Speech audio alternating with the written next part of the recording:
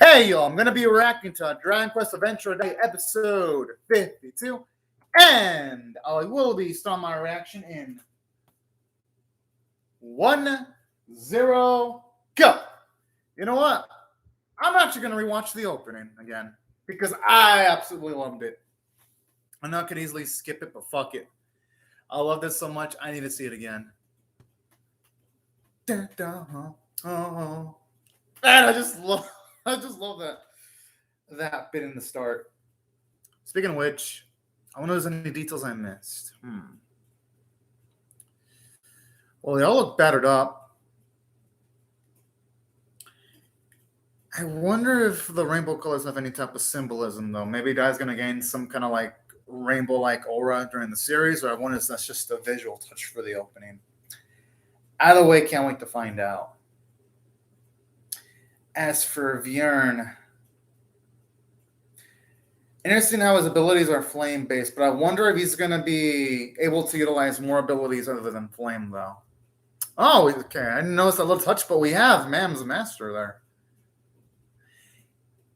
And it seems like we're going to get our blacksmith to do some fighting going off of this opening, which, hey, I'm down with that. I love that. Oh bit. Well, I love all the bits of the opening.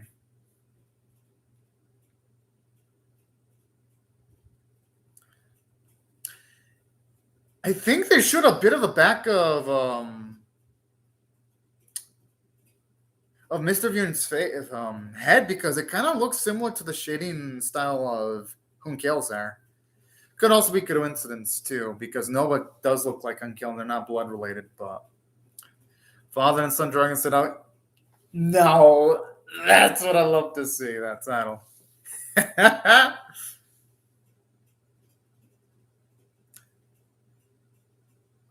Oh, it's probably gonna be more than enough.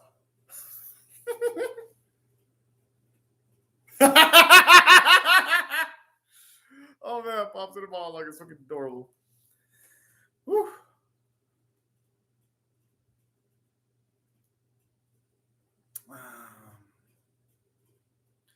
But hopefully the Hunkel will be able to fight eventually. Maybe with just a few full heals, he'll be able to maybe get back up in ship after like maybe a few months.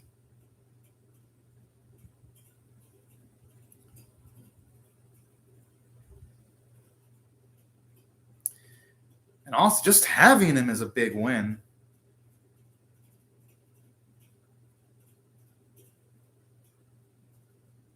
No, he needs backup.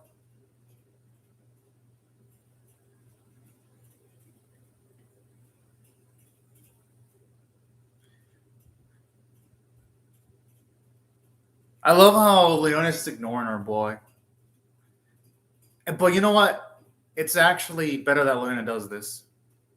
Because honestly, Baron can't go solo. If not, it would make Hunkel's sacrifice go to vain if they were to just let Baron just do things on his own. He has to go. If not, then Hunkel getting hurt would be in vain. It would be completely pointless. I could see why Dai would be standoffish, though. I mean, his father ain't exactly. Well, hey, I'm not going to blame him. I mean, Baron hasn't been in Dai's life for how many years? And last time they saw each other, they were involved in like a death battle against each other.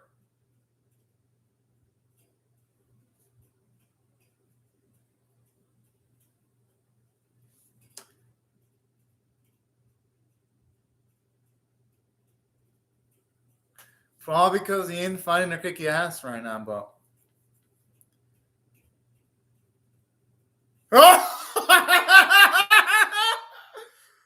Oh. Yeah. Although it wasn't like experience his power, but like, yeah. Baron's far from the peaceful type.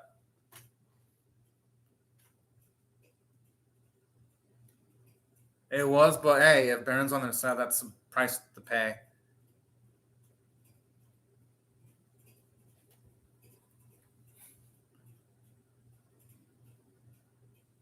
Whoa!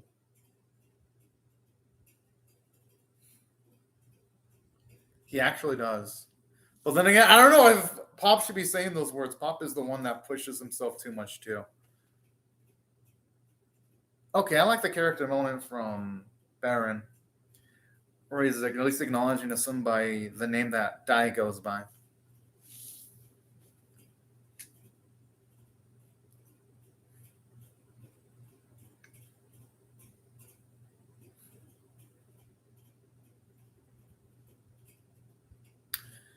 I mean, part of me hopes that they can hopefully gain some karate so that they won't have to fight each other to the death after they defeat King Bjorn. And you know what? I wouldn't mind a full flashback involving Baron and his relationship with his wife.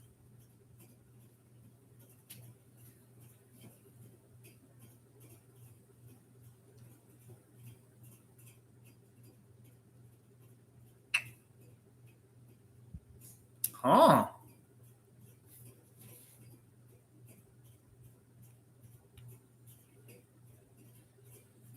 And no one could blame him.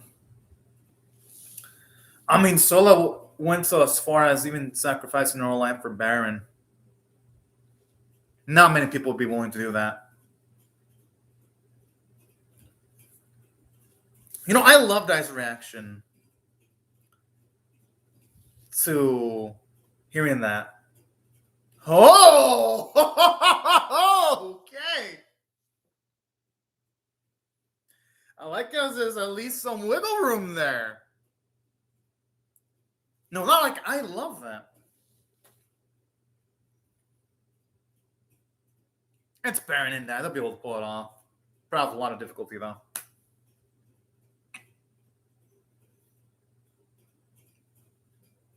Damn it! Don't jinx it, Meryl. Come on! No, don't say something like that. It's too late now. They can't just ignore it straight up. Yeah.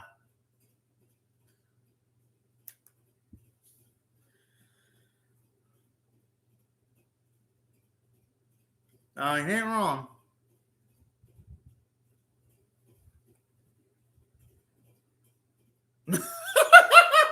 Oh! Smooth. I love how you can tell Vero's got so wet on the inside. How about that blushing? It's a shame that our boys only got eyes for man, though.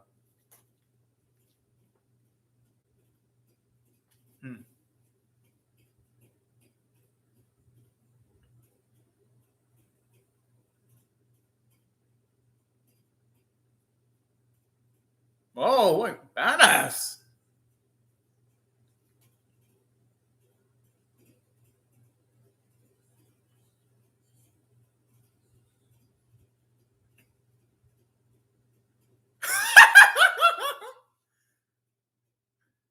Oh man, I just love that utter savagery from Barry. Even though he's working with someone else, he still has those savage words. I fucking love him.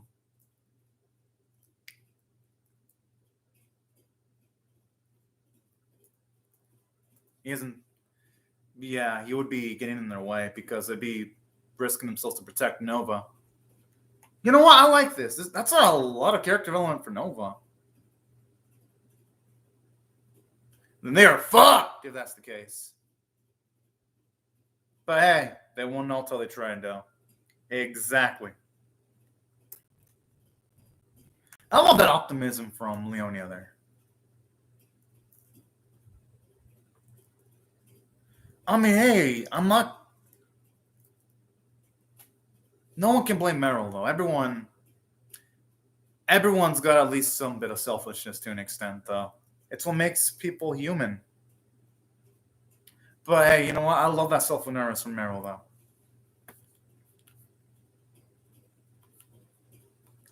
I mean, hey, with his luck, maybe second time could be the charm, hopefully.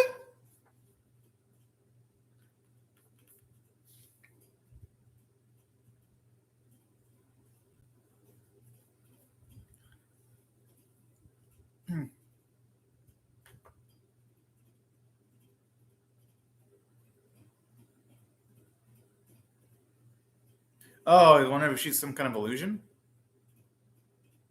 Or is just doing an excuse to observe her future? This dude! Oh! Yeah. Oh!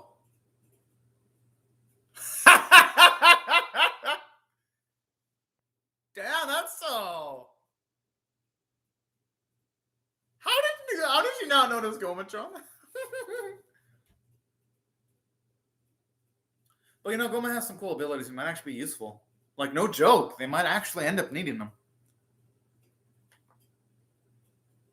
Yeah, it'd be unfair. It'd be kind of dickish if they left him behind. Yeah, I love how Goma looks like a bat. Well, no, dude. He deserves that. I love the little dragon reference there. Bro, it's on you. Yeah, you should not have mentioned the butt.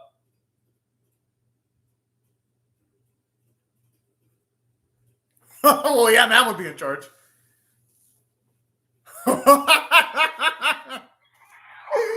Oh, so adorable. They're already like a couple. Sure, and then looking like that, definitely looks like no one have a higher ground. Is he suddenly shipping Poppin', man? That'd be pretty sweet.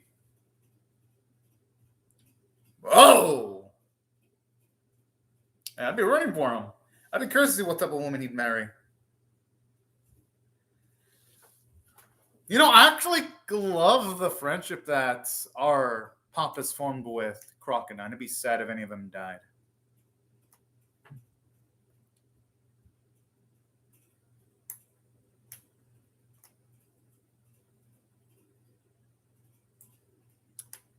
Ah, there it is.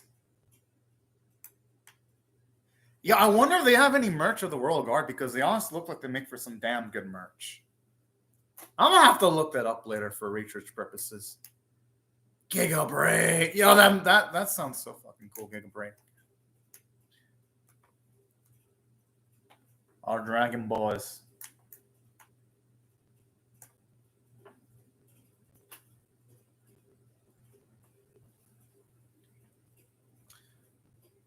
I wouldn't be surprised if there's some traps there, though, because I don't think getting to the gate would be that easy. Telepathy? Yeah, that's what I was thinking.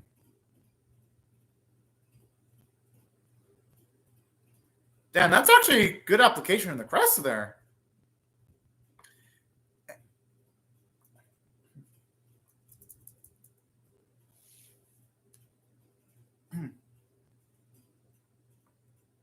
And I like this too, where you've got Baron acting as a mentorship figure. Something that we've never really seen him in the lights of that before. So it's actually...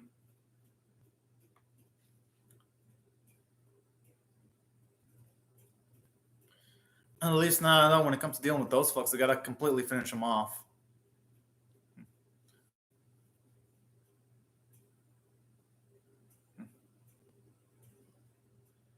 Yeah, it's 3 versus 4. I mean, I guess Skelman-chan actually kind of is another one.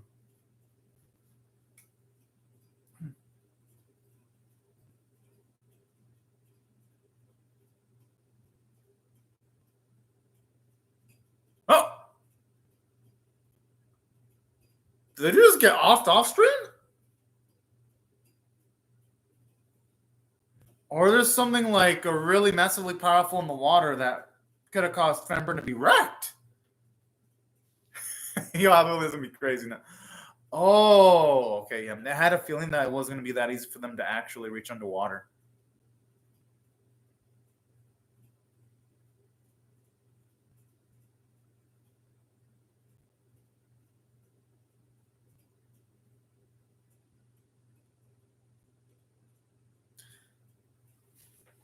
Okay, I like this. It actually makes things way more tense. How does this fucker think he's gonna take on 2 Dragon Knights, though? How?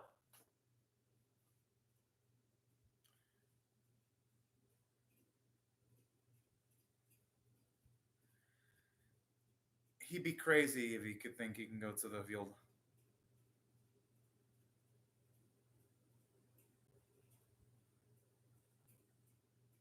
All right, good. Good.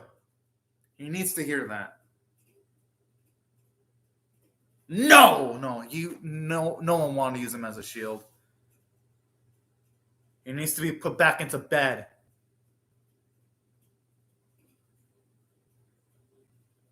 I hope Amy hit that weapon.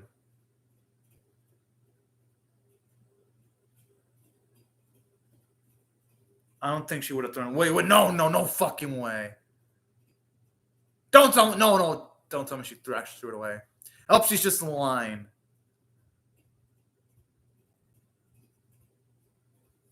Oh wait, what? That's fucking absurd.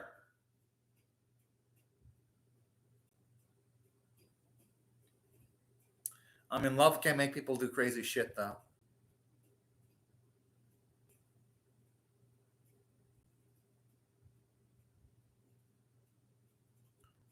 He's still gonna go without a weapon.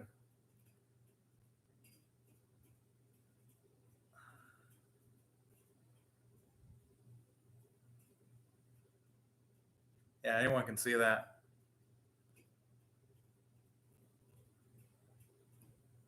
And that's why I made him for C.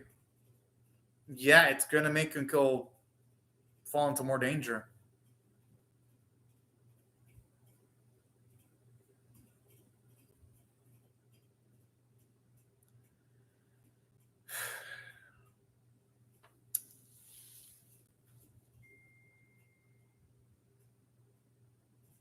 There's a lot of reasons why he wouldn't give up.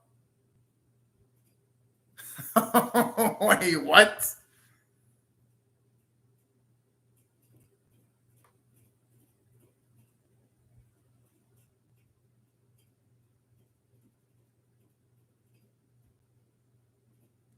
Aww.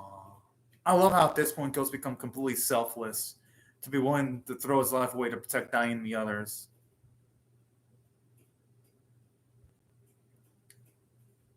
The thing is, there's no way she could stop him. No one can. Okay, maybe probably Dai or one of the other warriors. That's not gonna work. That's not gonna work. But I'm not gonna blame her for trying that. Because this might be the only time she'll have to confess her feelings if Unkill leads up falling to his own death.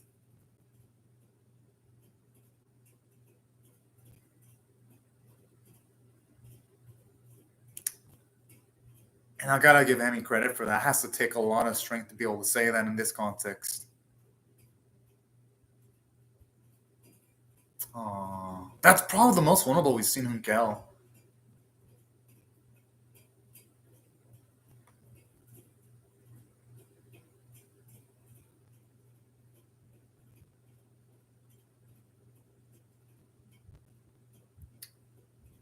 But regardless, though, if he dies, it's gonna tear apart Dai and the others, though. So it's.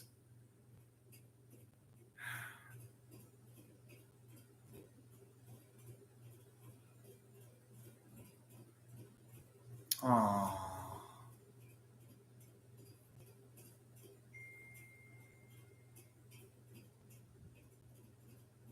Man, what a man of conviction right there.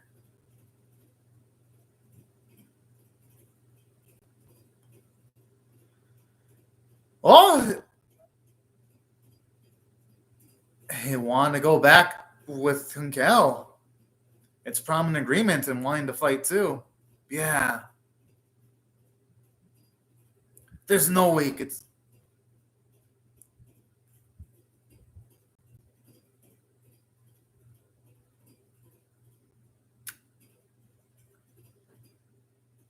I mean, the thing Amy has to realize is that there are just some things people need to do.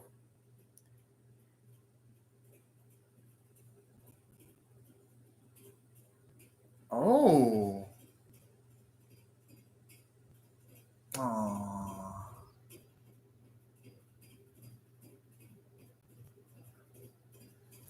Oh, fuck. But you know what? I can honestly see why Hunkel would say something like that.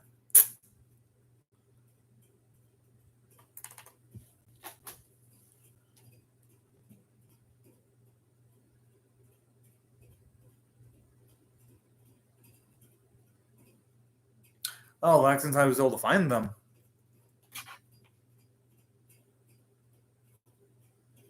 I wonder why he did that, though.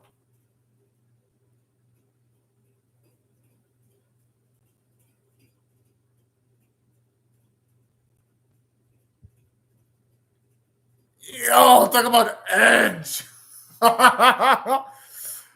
Woo, boy.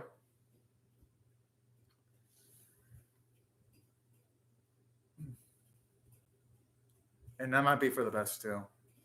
Because Dai, he needs to save up his... At least one of the Dragon Knights need to save their strength.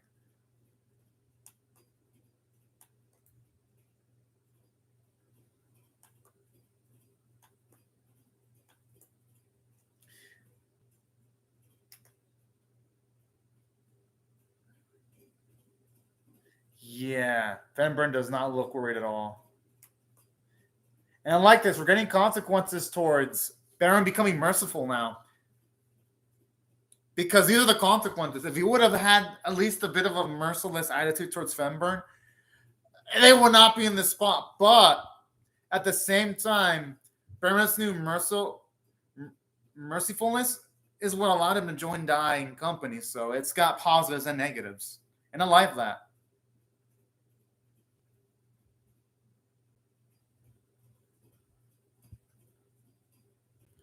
And you know, it's actually pretty damn slick. Because most enemy F characters is building up slowly into utilizing the final attack, but this was like, no, fuck that shit. I'm gonna use my strongest move now. That's fucking brilliant.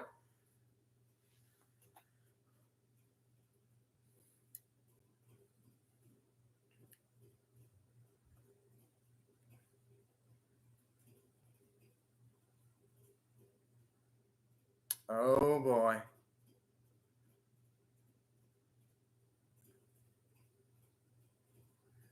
Yo, no, I cannot believe. No, I have absolute bait. Baron's gonna win.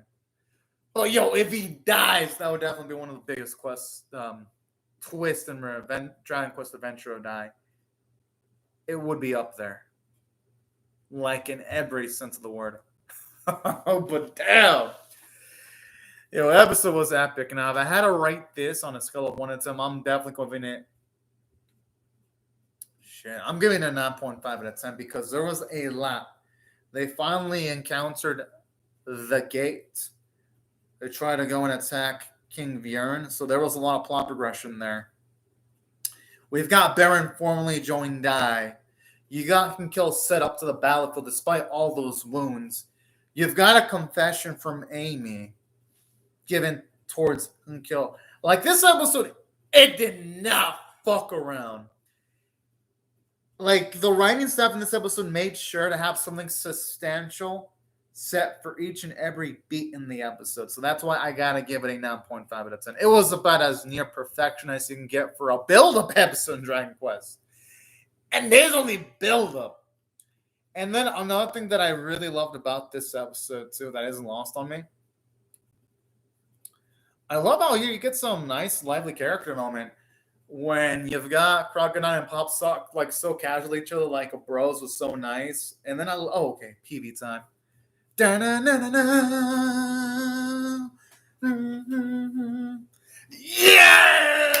I've been waiting for the rematch.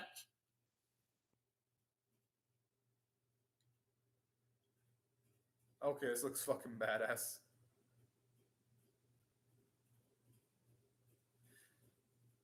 Although in saying that, Toei, Toei, I mean, don't get me wrong, I love the episode, but like, Toei, what's with your addiction of like spoiling either major power-ups? Because you did that in Tropical Criticure. Like, yeah, it was like 3 weeks ago. In Tropical Criticure, Toei had the habit of, we must spoil the super forms of the Metro Girls in that series in the preview. So that was Toei's addiction there. And then another addiction Toei had was in Digimon 2020, they usually spoiled Mega Evolution forms a week before the episode premiered. Like, honestly, at this point, I got to accept it. It's the Toei way. In Toei, it's like they must give spoilers to either conclusion of fights or epic transformations because it wouldn't be Toei if they didn't do that. That's one that would be really interesting. And that doesn't affect my enjoyment of the episode. It's just something I'm noticing that Toei it isn't just related to their new anime, because they do this for Dragon Quest, Tropical Rogue, Pretty Cure, and Digimon 2020. But they also love doing this too in their older anime too. Just something. It's just a little quirk I've noticed from Toei. Now, all jokes aside, though, there was another reason why I thought the episode was amazing, though. Yet growth for Hunkel. We get to see that, yes. Even though he looks brave, he isn't. We get to finally see Hunkel for who he is. Yes, he's a brave man, but he feels fear like any normal person would. And I love that, because and humbling him like that, it makes him a bit more relatable, where sometimes if, say, someone goes through major amounts of adversity, they would try to put a brave face on. So like, oh yeah, this type of adversity, it ain't that bad. But then deep down, you're like, oh shit, no, this is some really deep shit. And I love that. It makes Hunkill more lovable than he already was. And then it was really dang sad when he rejected Amy's romantic advances. And I love the character development for Amy, where she grew enough courage to actually confess her feelings. But at the same time, we saw some of her downsides too, because even though, yes, she had the courage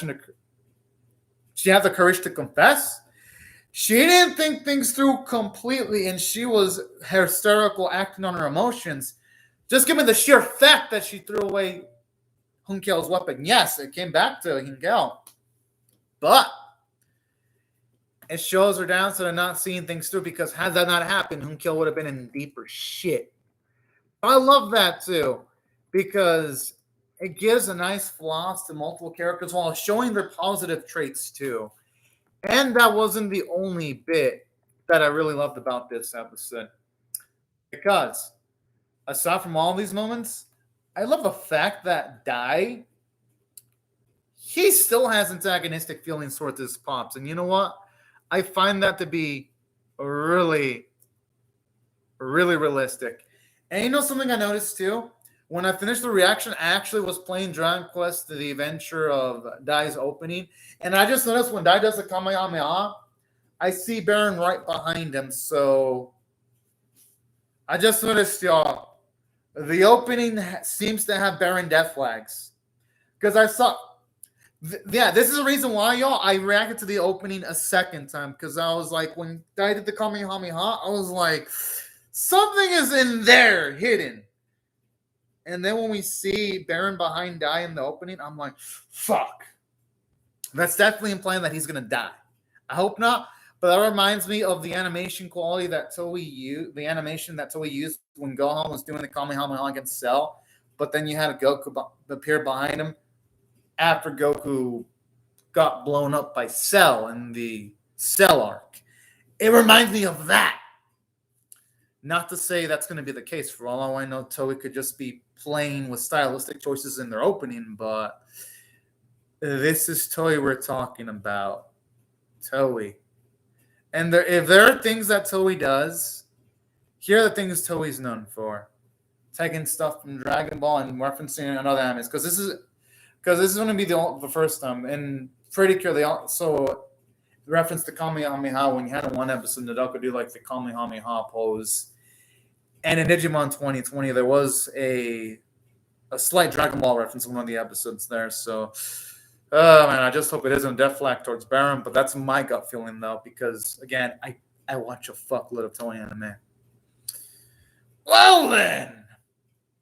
Aside from that, don't give me any details on that. I don't want to know if Baron dies. If Baron dies, I want it to be a surprise. I'm just giving you my thoughts on the opening, that little bit of animation there. There are other things I love, though. I love how in a roundabout way, this episode kind of gave Lahalt's weapon a bit more characterization, because what I love here, you actually see the weapon reappear as if it was Lahalt's will, even from beyond the grave, pushing Hunkill to keep on fighting on. I thought that was absolutely fucking cool, too. I think it added a lot more emotion to the episode. So I gotta give credit there. And that wasn't the only thing I absolutely adored about this episode, too. Because in doing all this, I love how when Dai's talking with his pops, he ain't happy and he's pissed, and I love it. And the only bit of joy he showed up was when he learned more about Sola, and that's about it. I thought that was actually really damn cute there. Because it's realistic. They ain't gonna be happy, both of them, especially considering the fighting those two went up with each other. But I do love the implications here. I love how it implies that for Baron, there is a room for him to change his mind on certain things when it comes to that, and he's flexible, especially when he says there is someone that might be able to make him love someone as much as Sola, and he definitely implied that that person is DAI. So that's something I really enjoyed about this episode too, because there were a lot of emotional nuances like that really made it amazing, because it's definitely implying that there's going to be a lot of character development for Baron that's going to be coming pretty soon. So that's why I thought the episode was fantastic, not only from a story standpoint, but from a character standpoint. And the animation, it looked good. I fucking loved it. You can tell that now that Digimon 2020's ended, Toei's got more animators to spare for Dragon Quest. Not to say that this series ever struggled in the animation front, because the only time this series ever slightly dipped in quality, and by Dragon Quest Adventure Dice Hunters, was when Digimon 2020 was ending. Because, yeah, obviously, because I was keeping up with Digimon, this series, and Tropical Road Pretty Cure. The only time that this series ever had less than quality was when you had the Omegamon fight against Negamon in Digimon 2020 in episode 66 and 67, and then you had the Tropical Rogue Pretty Cure Super Transformation episode, which was episode 29, which I believe that was 3 weeks ago. That was the episode where you had DAI Company versus Hadler's Guard. And that was really the only time in the series where I'm like, what's the use of CGI? But pretty much, I'm noticing right after Digimon 2020 ended, this series, it went up in quality. Well, at least back to its usual standards, because the quality dip that the series had in the animation department was only for like 2 weeks. And those were conspicuously close towards Digimon 2020's ending anyway. Which hopefully means that now that Toei is now doing Digimon Ghost Game, that means Digimon Ghost Game is lower budgeted so that they can dedicate more resources to Dragon Quest. At least that's what it's looking like. So props to Toei on the visual front, because the episode looked freaking amazing. It could also be just that Toei happens to have some amazing animators just set up schedule-wise to do this. It's episode 52. But I don't know. I think it's so more than a coincidence that this episode happened, looked amazing, and it happens to be pretty much right after Digimon 2020 ended. I'm just saying, because I am keeping up with multiple Toei anime that are currently airing. So, loved it from a visual front. The artwork was beautiful, especially that cinematic-like bit where Amy was confessing her feelings towards Hunkill. You can tell the animators, they went in hard. And also the scene, too, where Mam was being teased by Papa. That was fucking good. I loved it. So, yeah, the animators, they were on their A+ game this week. And that isn't lost on me. So that's where I got to give credit where credit's due. Oh, almost forgot to mention, but I love the character development for Crocodile. Like, he's become so casual with Pop and Mam. He's now professing what he wants to do after all the fighting stuff, which is find himself a wife. And you can tell he's rooting for Mam and Pop to get together with those little comments. I'm like, Crocodile. He is a wise man. So, yeah, this episode was amazing because you had so much growth from a character standpoint. The visuals were amazing. Great voice acting, too. Everyone did a great job. And that's why I feel the episode, even though it was only build-up, I feel justified in giving it a 9.25 out of 10. Yeah, normally when it's build-up episodes for other anime, I give them like 7, 6s, 8s. But this was a whole special kind of build-up episode. I got to give it a 9.5 just because of all the reasons I listed. And yes, I am definitely pumped up to see what episode 53 is going to bring. And for those of you wondering, now that I saw everything I want to see from the opening, I don't know if I'm going to re-see the opening again anytime soon. But hey, I love all the work Toei put in the opening. But anyways, y'all, these are my thoughts on the episode. I would really love to hear your thoughts on how I feel about my reaction. or the episode itself in the comment section below if you're inclined to leave in a comment. Hope y'all rate the video or share it, because depending on how this video does when it comes to reactions, I'm gonna react to either this first, or I'll be reacting to the anime called Visual Prison, one of the two, because today for me, Visual Prison did amazing from a reaction standpoint. I was even like, I was like, whoa, what? This thing is amazing.